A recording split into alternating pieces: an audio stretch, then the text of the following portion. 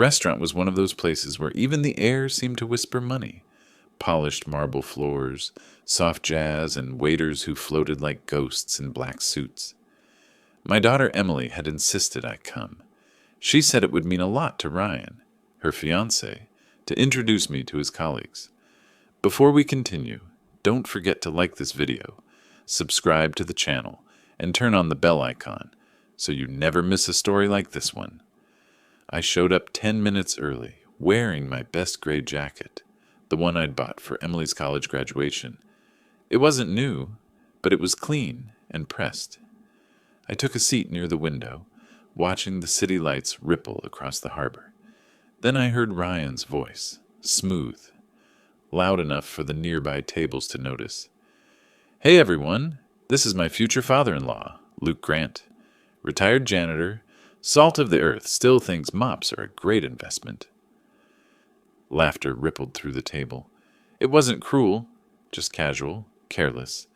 The kind of laughter that cuts deeper because the person who caused it doesn't even realize what they've done. Emily flushed red. "Ryan," she whispered, "that's not funny." He smirked. "Relax, babe, I'm kidding. Your dad knows I respect hard work."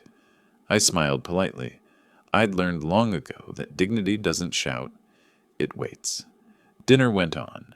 Ryan talked numbers, bonuses, new deals. He gestured with his wine glass, bragging about his promotion to senior project strategist at Solvex Technologies. His co-workers nodded, impressed. I mostly listened, chewing quietly on overcooked salmon. "So, Luke," one of the men said, "how's retirement treating you?" "Peaceful," I said. "Plenty of time to think." Ryan laughed lightly. "Dad's modest. He used to keep the whole building spotless, didn't you?" Emily's eyes flickered toward me, worried. She knew what he was doing, painting me small in front of people who'd never see beyond their paychecks. "Yes," I said evenly. "Clean floors make for steady minds." They laughed again, but I caught the brief silence that followed. Something in my tone, calm but unbending, shifted the air. Ryan took a sip of wine, uncomfortable for the first time that night. When the check came, I reached for my wallet. Ryan waved me off with exaggerated charm. "Come on, Luke, it's on me. You've done enough scrubbing for one lifetime." That was when something changed inside me. Not anger. I'd felt plenty of that in my younger years. This was quieter, colder, the kind of feeling that doesn't burn, it plans. As we stood to leave, Emily touched my arm. "Dad, please don't take what he said the wrong way." "I won't," I said, smiling faintly. "He's just young." But on the drive home, his words looped in my head. Washed-up janitor, the laughter, the arrogance. He didn't know that the company he worshipped, Solvex Technologies, had once been mine too. That the money funding his promotions came from the patents I'd signed away 28 years ago. He didn't know that his boss still sent me Christmas cards addressed to Luke Grant, co-founder emeritus. He didn't know any of it, and for the first time in a long time, I realized maybe he should. That night, I sat alone in my small study. The clock ticked softly. On the shelf above my desk sat a framed photo. Me and Martin Reed, Solvex's current CEO, standing outside a rented garage, hands covered in grease, both smiling like fools who believed they could build the future. We did build it, then I walked away. I poured myself a cup of black coffee and opened a drawer filled with old documents, patents, receipts, letters with faded company logos. I hadn't looked at them in years. My late wife, Anna, used to call them the ghosts of ambition. But tonight, they didn't feel like ghosts. They felt like proof. Proof that dignity doesn't vanish just because you put away your tie. Proof that some men measure worth in balance sheets, while others measure it in backbone. I folded one of the old pay stubs, my name printed next to Solvex's first corporate seal, and slid it into my jacket pocket. I didn't know when or how, but something inside me had shifted. This wasn't about revenge. Not yet. It was about memory, about truth, about showing my daughter the difference between a man who builds something and a man who only brags about it.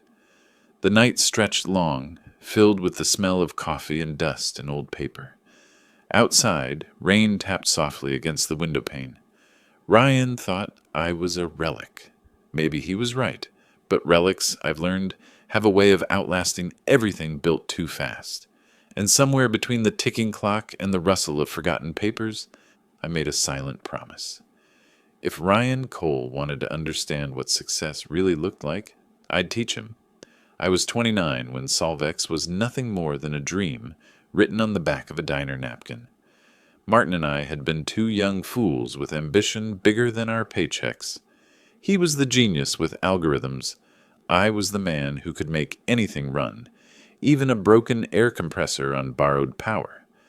The diner owner used to joke that we'd pay for coffee with promises of stock options. We started in an old machine shop that smelled of motor oil and salt air. Winters were brutal in that part of Oregon, wind howling through the loose metal siding, and we'd work through the nights wrapped in our coats, soldering until our fingers cramped. Sometimes, when the electricity cut out, we'd light an oil lamp and keep building. Martin would say, "We'll remember these nights when the world calls us innovators." I used to laugh and answer, "If the world ever calls me anything, I hope it's honest." Those years felt like a long heartbeat, exhausting but alive. When the prototype finally worked, we stayed up 36 hours straight. I remember wiping grease from my hands before calling Anna. She cried over the phone. She said, "I knew you'd make something beautiful from all that noise." She always believed in the noise before the melody. Anna and I married young, in a courthouse with no flowers, just a promise that we'd make each other's lives mean something. She worked at a local library back then. Quiet place, full of dust and sunlight. When I told her about Solvex, she didn't ask about profits. She only said, "Just don't lose yourself, Luke. Money's easy to chase and hard to outrun." I didn't understand that until the day she got sick. Cancer crept in like an uninvited guest. Martin was pushing to scale Solvex. Investors were circling, deals lined up, and I was sitting in hospital rooms, watching machines breathe for the woman who had once breathed life into me. I sold my shares to cover the costs, signed the papers in a corridor that smelled like disinfectant and rain. When the company went public 6 months later, my name wasn't on the listings. I remember opening the newspaper, seeing Solvex soar and feeling nothing. People talk about regret like it burns. For me, it was more like fog, quiet, slow, and everywhere. After Anna died, I stayed away from the noise. Martin called often, saying, "Luke, the board misses your logic." But I'd already learned that logic can't hug you when the house is empty. So I went back to work. Not in an office, not behind a desk, but in maintenance. I liked fixing things that broke. Machines don't lie to you. They tell you what's wrong if you listen closely enough. The guys on the janitorial crew were good men, simple, hard-working. They didn't care who I'd been before. We swapped lunch sandwiches, laughed about leaky pipes, shared thermoses of burnt coffee during late shifts. In their company, I rediscovered a kind of honesty I hadn't felt in boardrooms. Years later, when I walked past the Solvex headquarters, it looked like a cathedral made of glass and arrogance. I stopped once, curious. A security guard, barely older than Emily had been at the time, looked me over and said, "Maintenance uses the side door."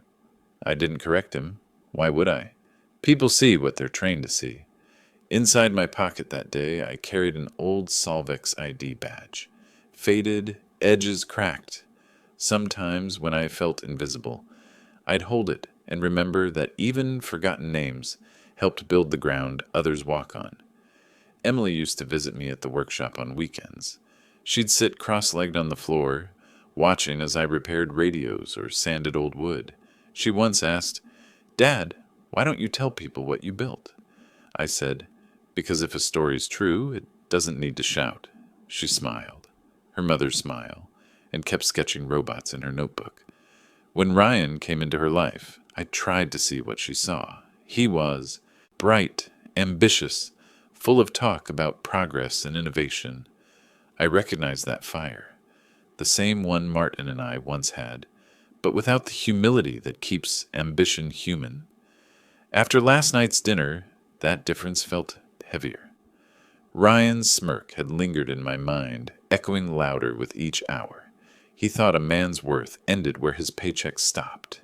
He had no idea how much life comes after money stops mattering.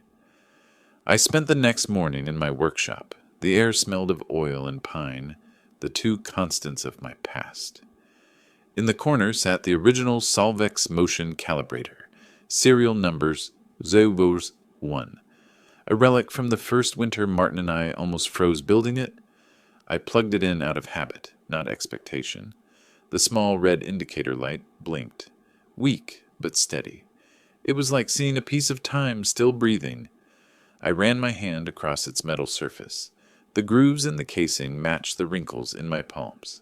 We'd aged together, both of us survivors of a race we no longer needed to win. Anna's voice came back to me in that quiet room.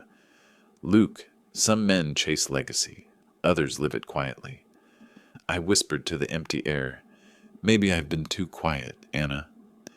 For years I told myself I'd left Solvex behind for peace.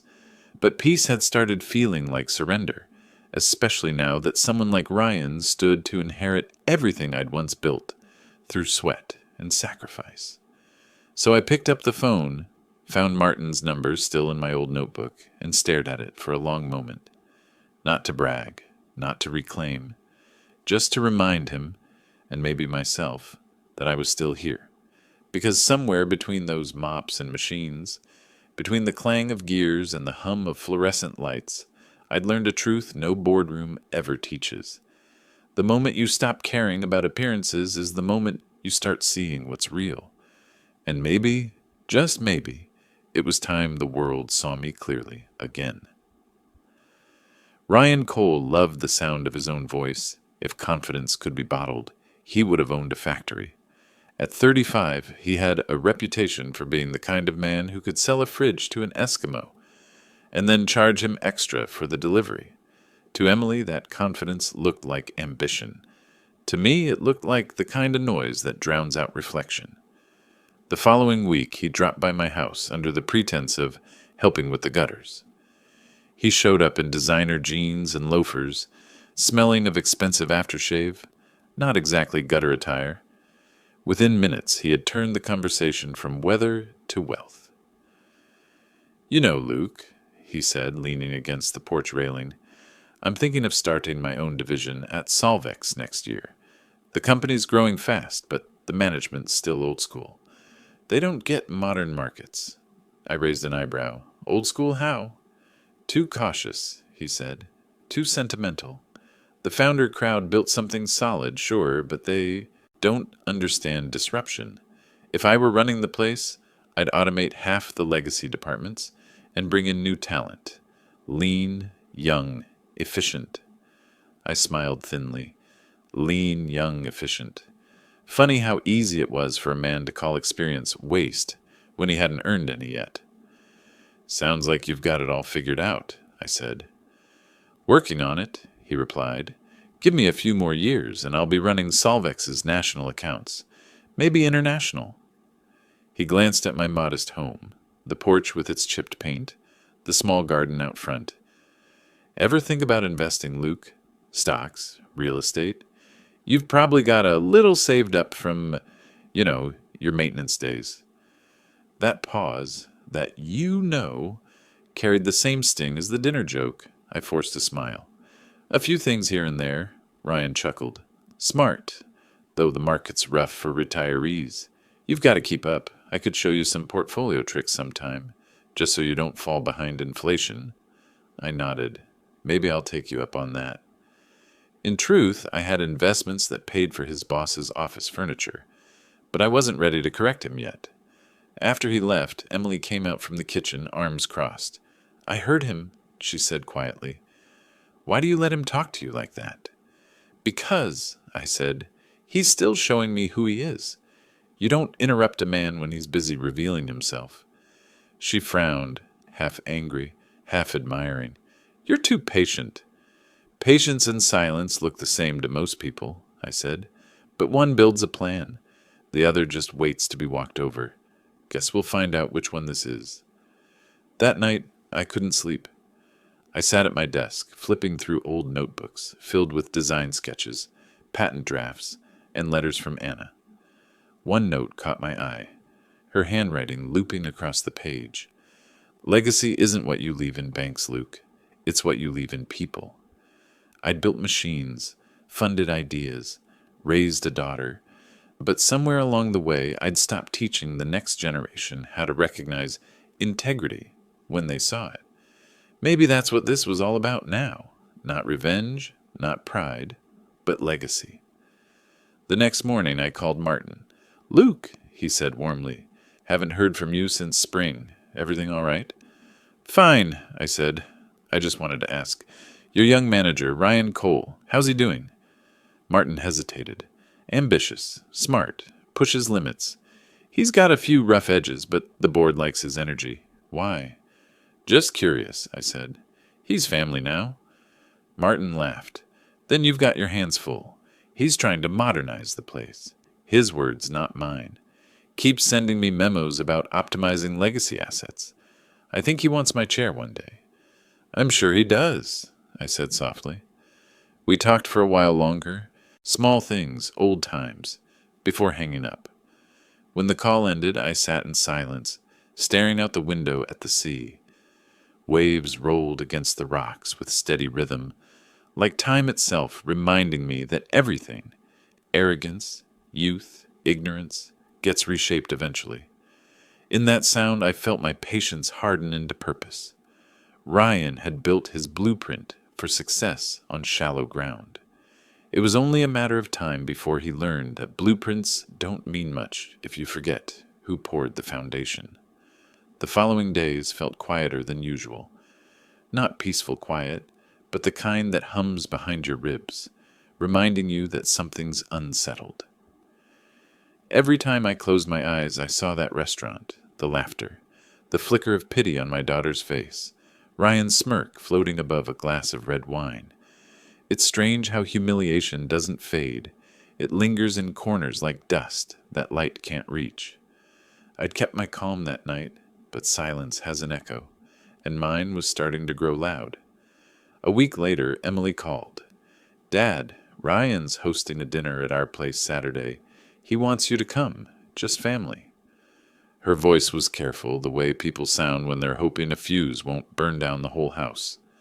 "I'll be there," I said. When I arrived, Ryan greeted me with the same grin, polished, perfect, hollow. "Luke, glad you could make it. Hope you brought your appetite. Emily's been bragging about your famous stew, but tonight we're going a bit upscale." He gestured toward the dining table. Champagne, imported cheeses, silver napkin rings. Everything screamed presentation. He loved appearances more than meaning. We ate in shallow conversation until Ryan began his favorite game, talking about success. "You know what separates winners from workers?" he said. "Timing. People who wait for the right moment miss it. You've got to take it." I sipped my water. "And what happens when you take too much?" He smiled like I'd said something quaint.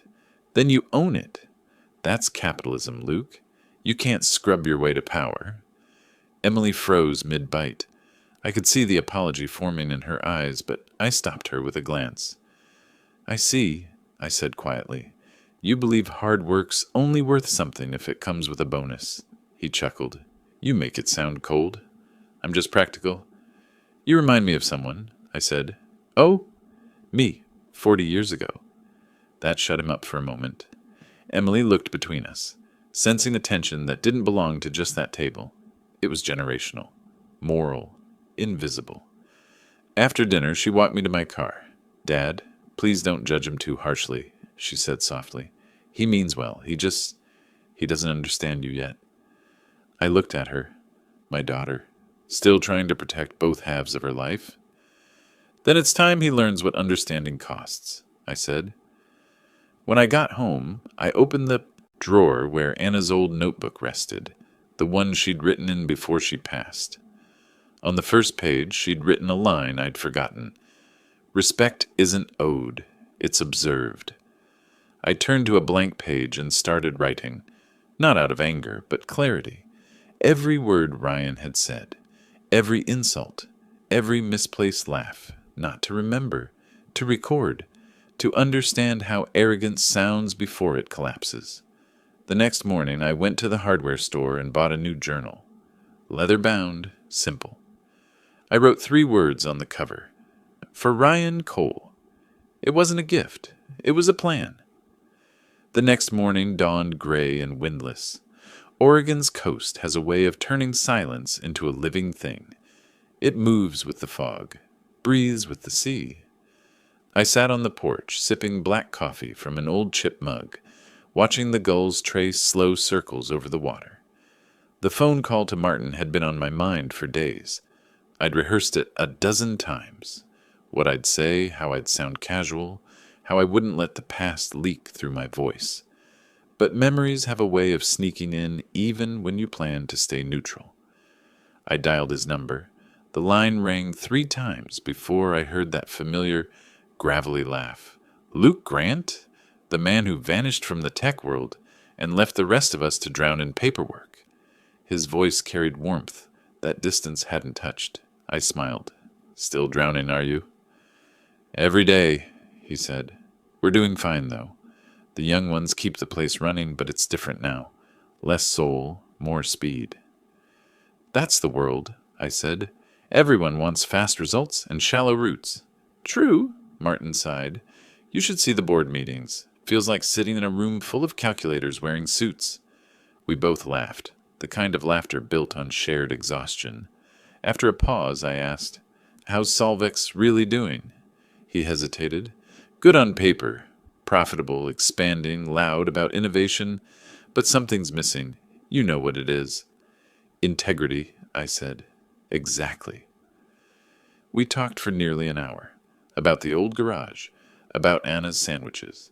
About nights spent fixing wiring while investors demanded miracles. When he mentioned her name, his voice softened. I still remember her sneaking in those thermoses of soup when we forgot to eat. She saved us from starving more than once, I said. She saved me from quitting, he added quietly. There was another pause, heavier this time. Luke, he said slowly, I've been thinking, you ever consider coming back? Not as an employee, not even as a consultant, just being around. The younger team could use a dose of decency, I smiled. They wouldn't know what to do with it, he chuckled. Maybe, but the truth is the company still remembers you. Every Christmas, the finance team sends out those automated thank you letters to founding contributors. I keep your name on that list myself. My hand tightened on the mug. You didn't have to do that. Didn't have to, he said, but wanted to. You built the spine of this company, Luke. That doesn't go away. The words sat heavy between us.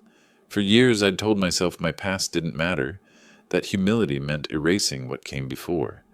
But hearing it acknowledged, even in a passing comment, stirred something I thought had gone quiet long ago. Before hanging up, I asked, You ever work with a guy named Ryan Cole? He laughed. Oh, Cole, ambitious. The kind of employee who'd build a rocket just to prove gravity wrong. Smart, but impatient. That's one way to describe him. You know him? I hesitated. Family connection. Well, then I'll be careful what I say, he teased. Just keep an eye on him, Luke. He's talented, but he's missing a compass. I've noticed, I said. When we hung up, I stared at the phone for a long while, then at the old photograph on my desk. Me, Martin, and Anna, all 3 of us younger, dirt-streaked and fearless. Outside, the fog began to lift. Sunlight cut through the mist, turning the water into silver. I took another sip of coffee, tasting salt on the wind. For the first time in years, I didn't feel invisible. Maybe Martin was right. Some things don't fade. They wait, quiet and patient, for the right moment to remind the world they still matter. And Ryan? He was about to discover that the foundation he stood on had a name written deep beneath the surface. Emily's birthday always brought a strange kind of ache, sweet at first, then sharp around the edges. She'd been born on a day just like this. Gray sky, light drizzle, air heavy with the smell of the ocean. Anna had laughed through her labor, saying the world didn't need sunshine when you already had a daughter like Emily. Now she was 33, married, beautiful, and trapped in a world that measured her husband's success by the weight of his watch. When I arrived at their house that evening, the driveway was already lined with cars, not family sedans, luxury models that cost more than my old workshop ever did. Inside, soft jazz floated through the air, mingling with the hum of conversation and the clink of glasses. "Dad!" Emily rushed to me, arms open. She wore a blue dress that shimmered under the lights, her smile warm but tired. "I didn't think you'd make it this early." "I didn't want to miss the speeches," I said. Ryan appeared right on cue, champagne glass in hand. "Luke, always punctual. That's what I admire about the older generation. They treat time like it matters." I gave him a polite nod. "It still does," he laughed, oblivious to tone. "Grab a drink, relax. Tonight's about Emily, and about legacy." That word on legacy made something stir in me. The dinner went as expected. The table was covered in things no one could pronounce without a menu. Between the candles and polished silver, I felt like I'd walked into a showroom instead of a home. Halfway through the meal, Ryan rose from his chair, tapping his glass. "Everyone, if I could have your attention." Emily looked uneasy. "Ryan, we talked about—" He kissed her forehead lightly. "Relax, sweetheart. Just a little toast." He lifted his glass, voice loud enough to silence the room.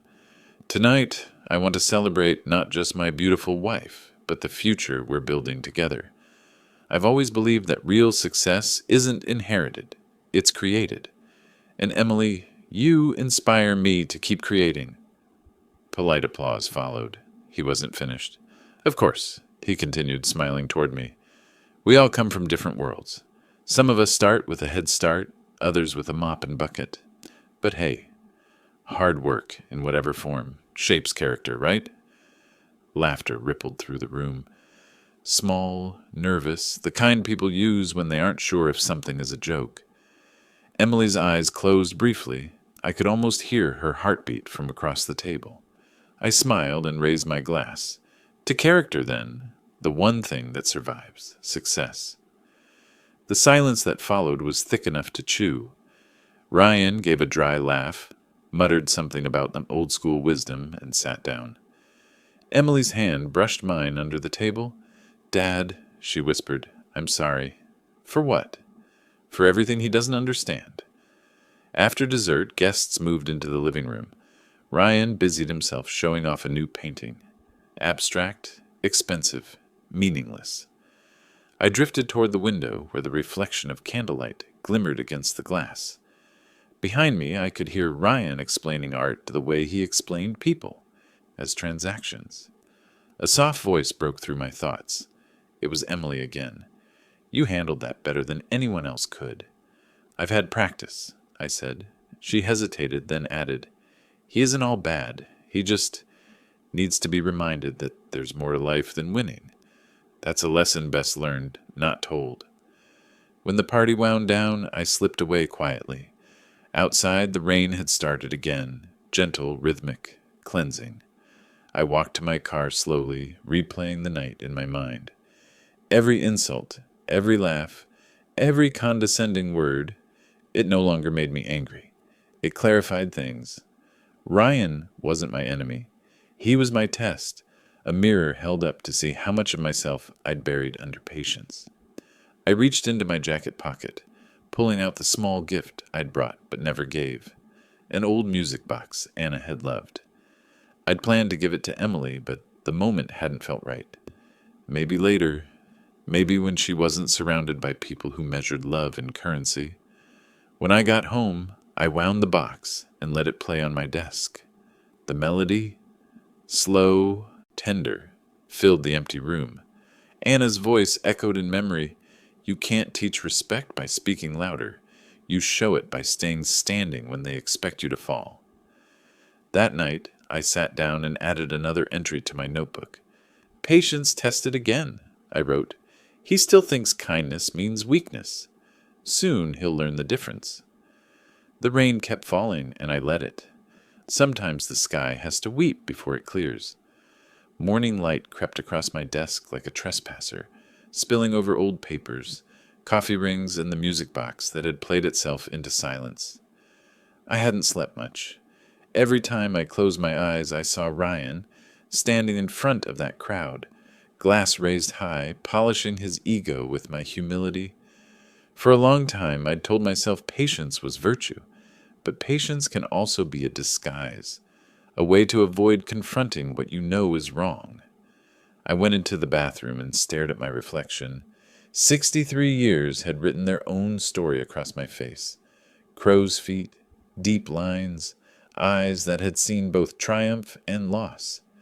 I used to see my father in that mirror. Now I saw something else. A man who had stopped correcting the world because he didn't want to become like it, but maybe silence had gone too far. I thought about Anna, how she could correct a man's arrogance with one look, no anger, just clarity.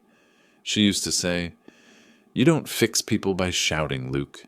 You fix them by staying so steady they see themselves wobble." That memory stung in a gentle way, the kind that doesn't fade but folds itself into who you are. After breakfast, I opened my workshop. Dust motes floated like ghosts in the slanted sunlight. I started cleaning, not because it needed it, but because the rhythm of sweeping helps me think. With every stroke, I replayed the years, from that first garage to the hospital room where I'd traded my dreams for time with Anna. Every choice, every silence, every compromise. The truth was simple. I'd built a company, then let it go. I'd built a family, and I was watching it drift toward the same arrogance I'd escaped. It hit me like a quiet thunder. If I didn't act now, Emily would inherit Ryan's version of the world. One where kindness looked like weakness and humility looked like failure. I couldn't let that happen.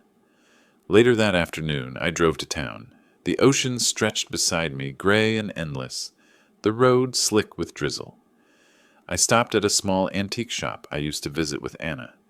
The owner, a white-haired woman named Darlene, greeted me with her usual smile. "Well, if it isn't my favorite quiet philosopher," she said. "Afternoon, Darlene."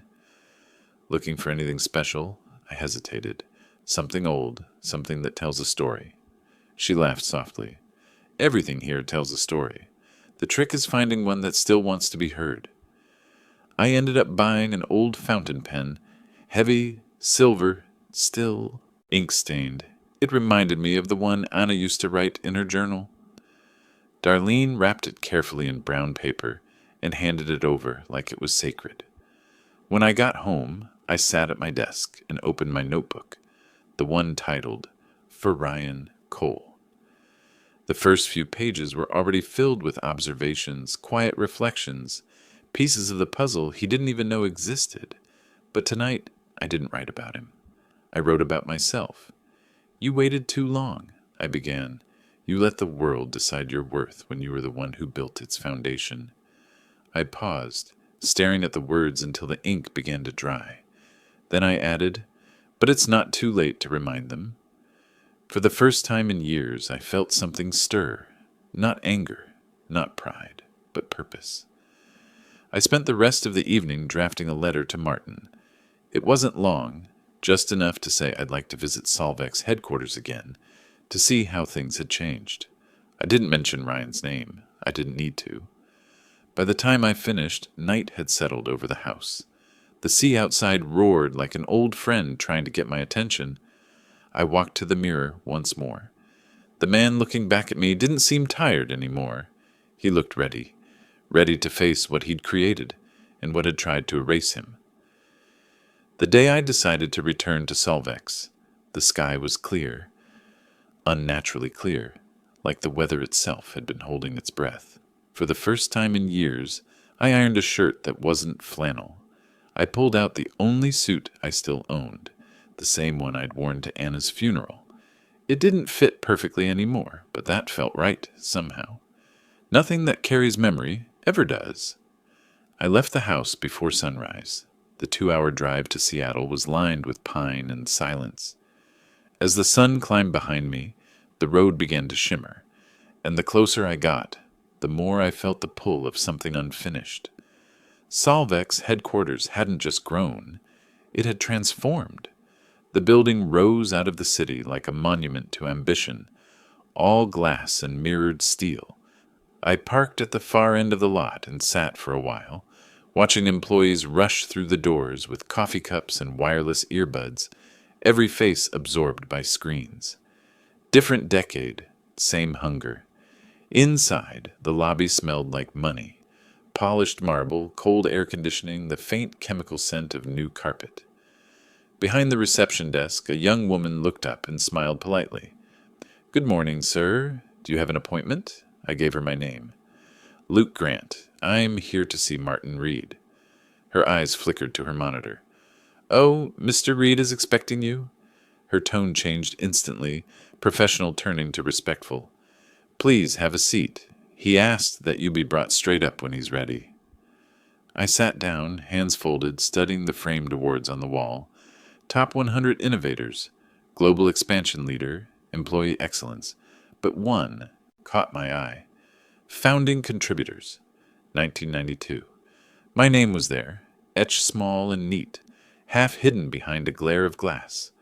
The elevator chimed. A tall man in his 60s stepped out. Martin, his hair grayer now, but the same warmth in his smile. "Luke, my friend, you look good." "I look old," I said. "Same thing these days." He clapped my shoulder. "Come on. I've got a corner office now, but it's still got the same terrible coffee." As we walked, employees glanced up from their desks, curiosity flickering across their faces. None of them knew who I was, and that anonymity felt like armor. Martin's office overlooked the city. The skyline glittered like a circuit board. Progress mapped in lights. He poured coffee into 2 mugs. "So what brings you back after all this time? Nostalgia?" "Maybe clarity," I said, "and curiosity. I wanted to see what we built and what became of it." He nodded slowly. "It's changed, Luke. We both knew it would. Growth always comes with loss." "Loss of what?" "Patience. Purpose. People who care more about what the company means than what it's worth." He took a sip and looked at me over the rim. "But maybe I shouldn't complain? Some of that change keeps the lights on." "Does one of those changes go by the name Ryan Cole?" I asked. Martin laughed, shaking his head. "That kid is energy personified. Brilliant, but reckless. Half the board loves him. The other half prays he slows down before he burns something."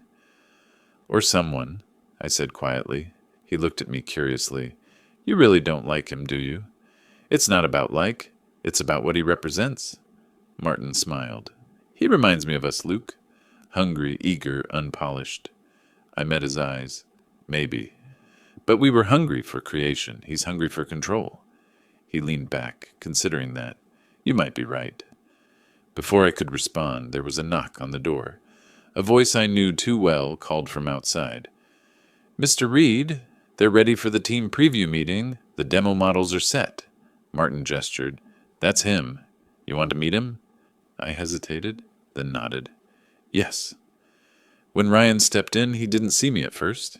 He went straight to the desk, flipping through presentation notes, talking fast. "Martin, the board wants me to emphasize scalability.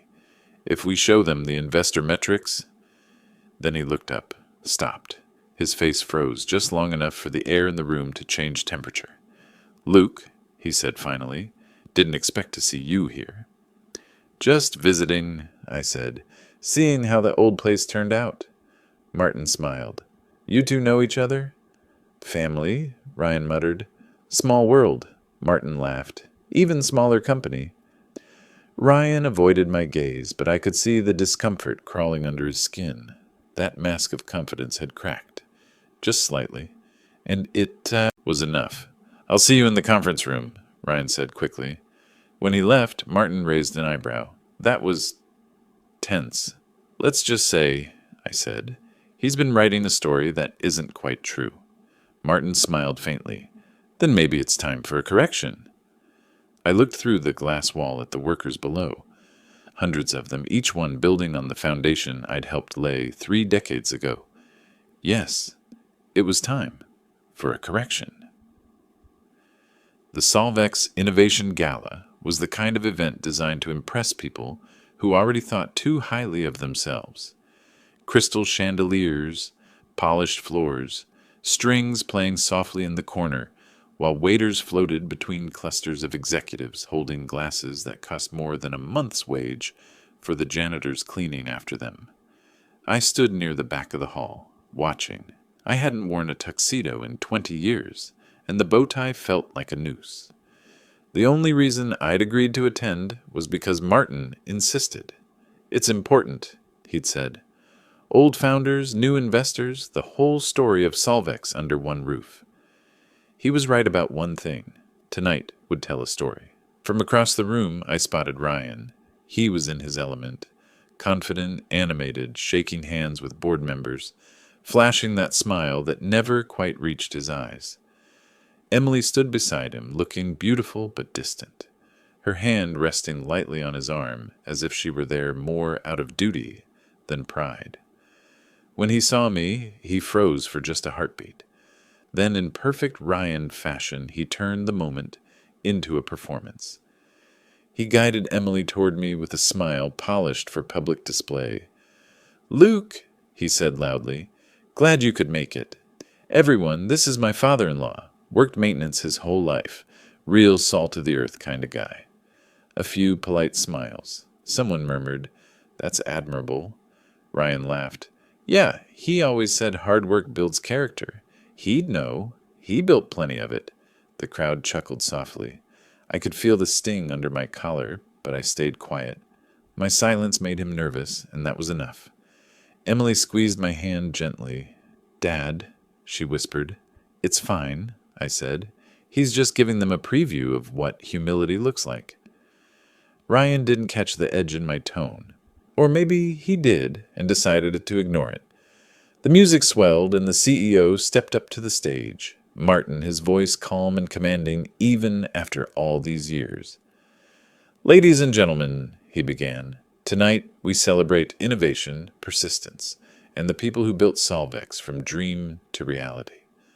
Many of our new team members know this company only as it stands today, but it was born from long nights, borrowed tools, and 2 men stubborn enough to believe in something bigger than themselves." Ryan's grin faltered. "Please," Martin continued, "direct your attention to the screen." The lights dimmed. A large projection filled the wall. The Solvex timeline. Pictures of old equipment, yellowed blueprints, faded newspaper clippings. The music turned nostalgic, almost reverent. Then I saw it.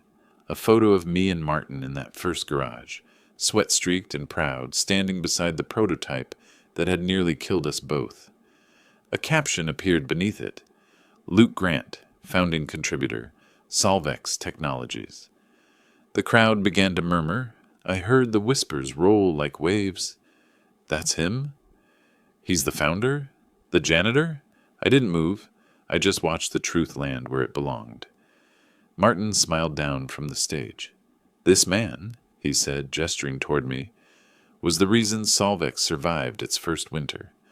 When our investors pulled out, Luke used his own savings to keep us afloat. He gave up his stake when life demanded more from him than business ever could. Without him, there would be no Solvex." The applause started small, then grew. Real applause. Respectful. Genuine. Ryan's face had drained of color. He tried to smile, to laugh it off, but it came out tight and broken. Emily's eyes were wet, pride and relief mixing into something she couldn't hide. Martin left the podium and walked toward me. "You didn't tell me you'd be here tonight," he said softly, smiling. "I didn't plan to," I said. He took my hand and raised it slightly toward the crowd. "Well, I'm glad you did." The lights brightened again. Ryan stood frozen. His glass trembled slightly before he set it down. When Martin turned to the audience once more, he said, "Let this company never forget its foundation. Innovation without gratitude is just vanity." The room went silent for a breath, a deep collective pause that felt like justice. Ryan's boss, the chief financial officer, approached me after the applause. "Mr. Grant," he said, extending his hand, "it's an honor. You must be very proud." I nodded slowly. Pride comes second. Gratitude comes first. He smiled, understanding more than Ryan ever had. When I glanced back toward my son-in-law, he was gone. I found him later, standing alone near the exit, his reflection caught in the glass door. "Quite a surprise, huh?" I said quietly. He didn't look at me. "You could have told me."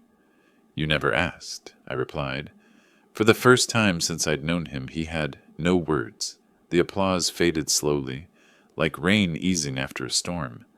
For a moment, it was just sound. 100 hands clapping for a man who had once scrubbed the floors of the same building he helped build. Then it was silence.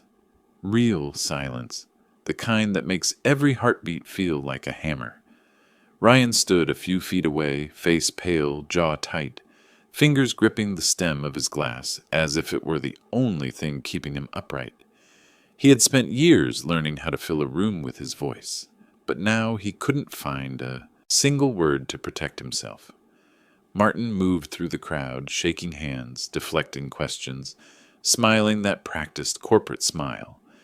But when he looked at me, his expression softened. Respect, maybe even guilt, hidden behind the lines of age. I wasn't angry. I wasn't even proud.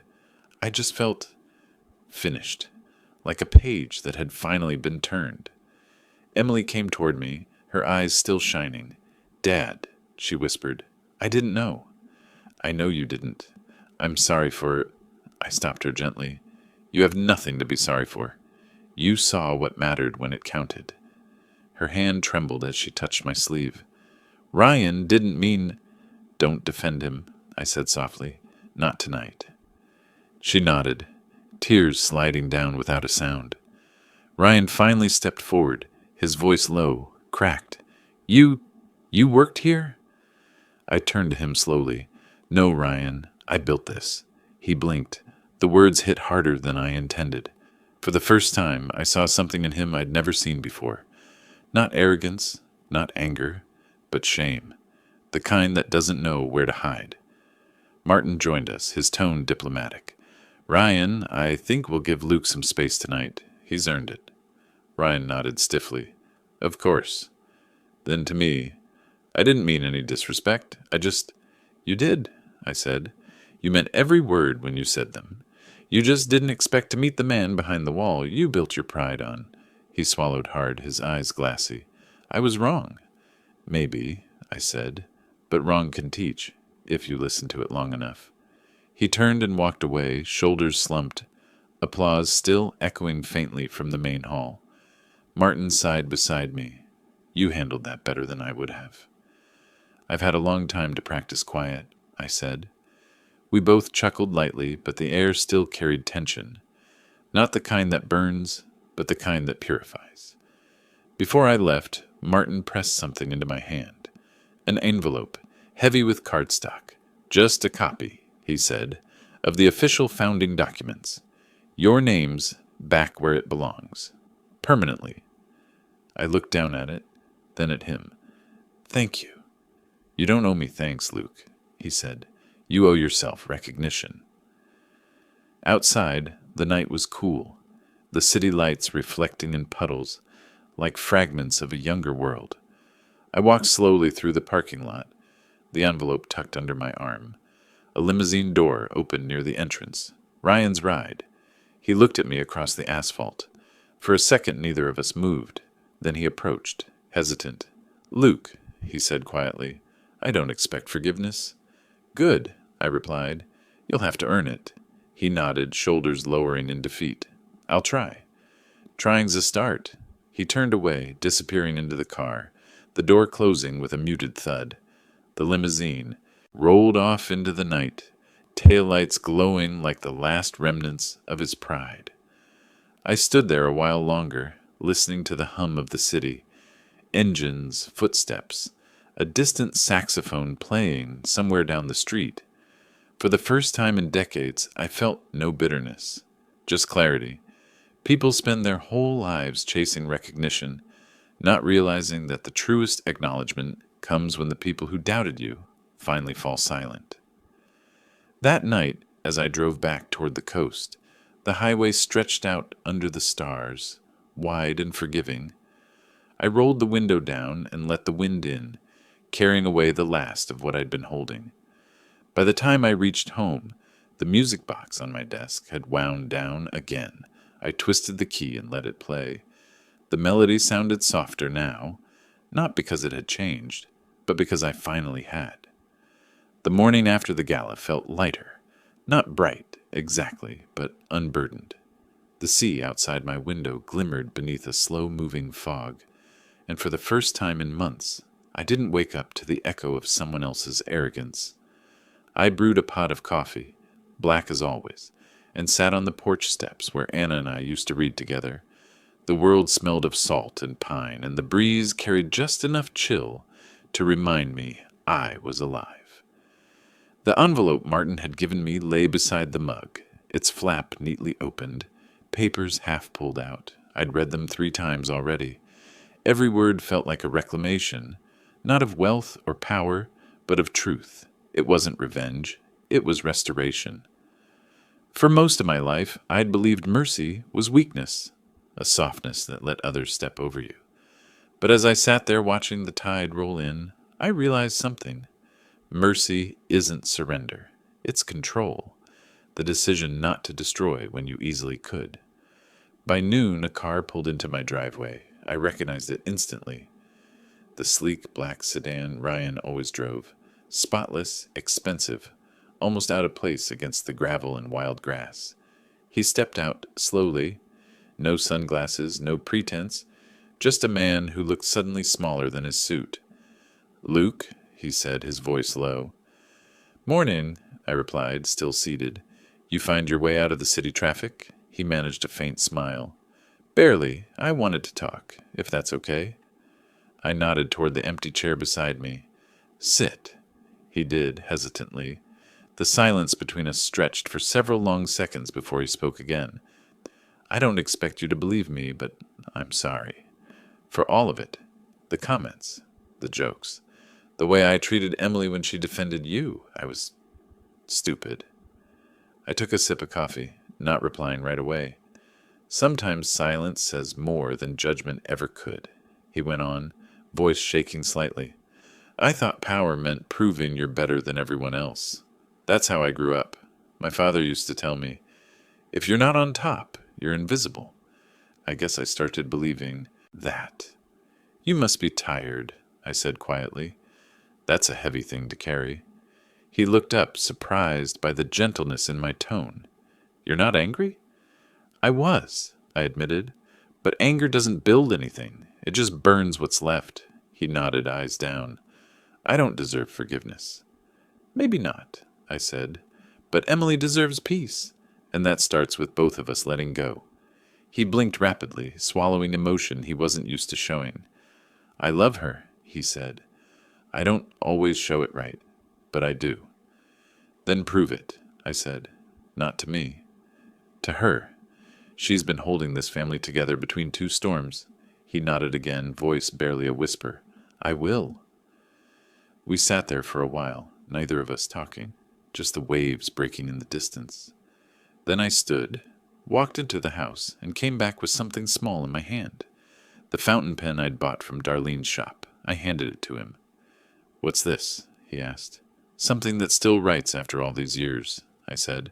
"Like people. Like lessons."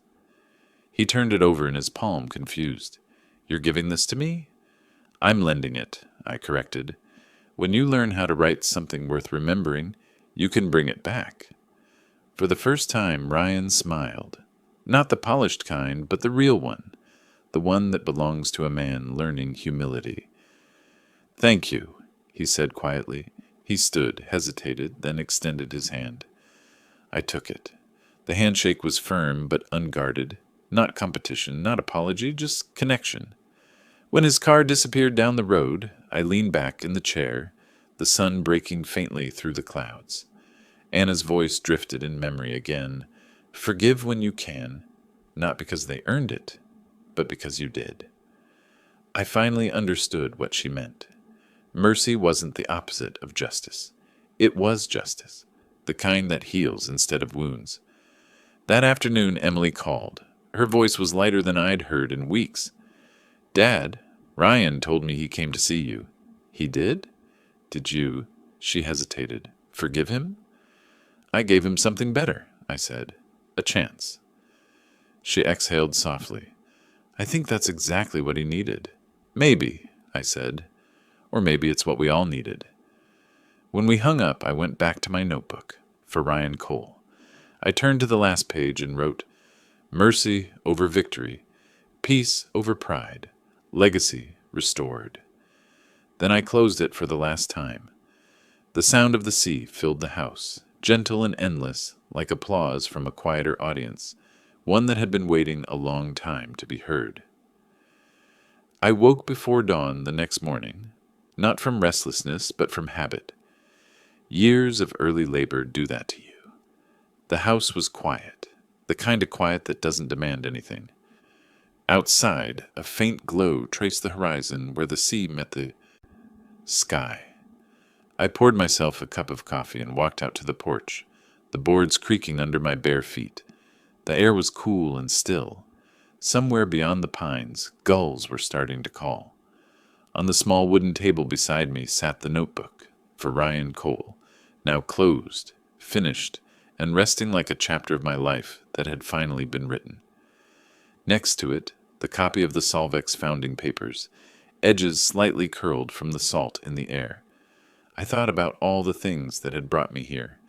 Every silence I'd held, every insult I'd let pass, every truth I'd waited to reveal. Patience, it turned out, wasn't a cage. It was a tool. It had sharpened me instead of dulling me. When the phone rang, I let it buzz twice before answering. "Luke?" Martin's voice came through warm and light. "I didn't wake you, did I?" "Not unless you count 30 years of memories," I said. He laughed. "I've got news. The board met last night after the gala. They're reinstating your founder's recognition officially. Plaques, website, archives, the whole deal." I smiled quietly. "I appreciate that." He paused. "Ryan came to my office this morning, by the way. Told me he wants to step back for a while. Said he's been reassessing." "That's a first," I said. "He asked me for your number," Martin added. "I told him he already had it." I chuckled softly. "He found me yesterday. We talked." "And?" "He's learning," I said. "Takes time to unlearn arrogance. I should know." Martin laughed again. "You always were the wiser one between us." "No," I said. "Just slower to forget what matters." After the call, I stayed on the porch, watching the sunrise stretch gold across the water. The light touched the notebook, the papers, the chipped mug. Ordinary things carrying extraordinary stories. A truck slowed on the road. The mail carrier. She waved, and I waved back. Life, it seemed, had settled back into its rhythm, but it wasn't the same rhythm anymore. Later that afternoon, Emily stopped by. She'd brought lunch and her familiar energy. Soft, grounded, a little nervous. "I talked to Ryan," she said as we ate. "He's different, quieter. It feels better." I nodded. "Quiet doesn't mean weak. Sometimes it means someone's finally listening." She smiled. "He said you gave him a pen." "I did." "What for?" "To start writing his own story. One worth keeping." Emily reached over and took my hand. "Thank you, Dad, for everything." I squeezed her fingers gently. "No, sweetheart, thank you. You reminded me why I built all this in the first place." When she left, I sat alone again with the sound of the ocean. The sun had started to dip, staining the sky in streaks of amber and rose. I picked up the founding papers one last time and folded them neatly into a drawer. Then I opened a clean sheet in the old notebook, not the one titled for Ryan, but my own. At the top, I wrote, "The Final Ledger." Under it, just a few simple lines. What I owned can be replaced. What I built can be rebuilt. What I taught, that stays. I closed the notebook and leaned back, letting the last of the light wash across the room. Somewhere in the distance, a song played faintly from a passing car. Old, familiar, like something from when Anna was still here. For a moment, it felt like she was beside me again, her laughter mixing with the sound of the wind through the pines. And I thought, maybe she was. Maybe everything we build out of love stays in the air somehow, waiting for us to listen closely enough. The sea kept moving, unending, unstoppable. I watched until the horizon blurred, then whispered into the fading light. Legacy isn't about being remembered, it's about leaving something that remembers you. And with that, I finally felt free.